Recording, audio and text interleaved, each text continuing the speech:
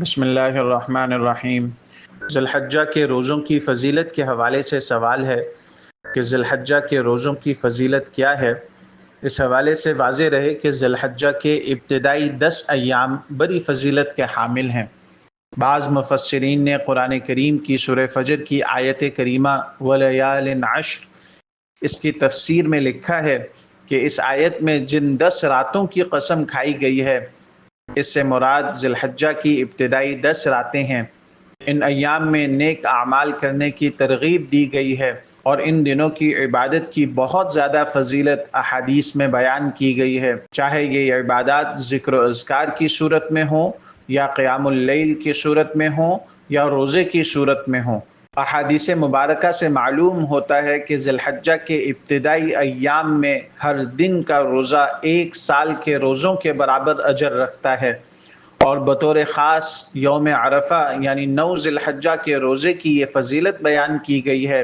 کہ اس دن کا روزہ 1 سال قبل اور 1 سال بعد کے گناہوں کا کفارہ ہے۔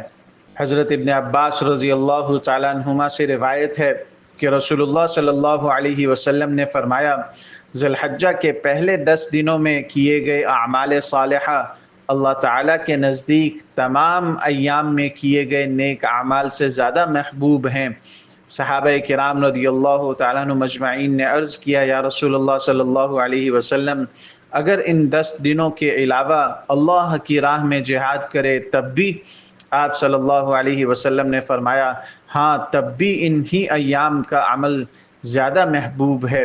البتہ اگر کوئی شخص اپنی جان اور مال دونوں چیزیں لے کر جہاد میں نکلا اور ان میں سے کسی چیز کے ساتھ واپس نہ آیا یعنی شہید ہو گیا تو یہ افضل ہے۔ دوسری روایت میں ہے کہ حضرت ابو قتادہ رضی اللہ تعالیٰ عنہ سے روایت ہے کہ نبی کریم صلی اللہ علیہ وسلم نے فرمایا، مجھے اللہ تعالیٰ سے امید ہے کہ عرفہ کے دن کا روزہ رکھنے سے 1 سال پہلے اور 1 سال بعد کے گناہ معاف فرما دے۔ اسی طرح حضرت ابو ہریرہ رضی اللہ تعالیٰ عنہ سے روایت ہے کہ نبی کریم صلی اللہ علیہ وسلم نے فرمایا،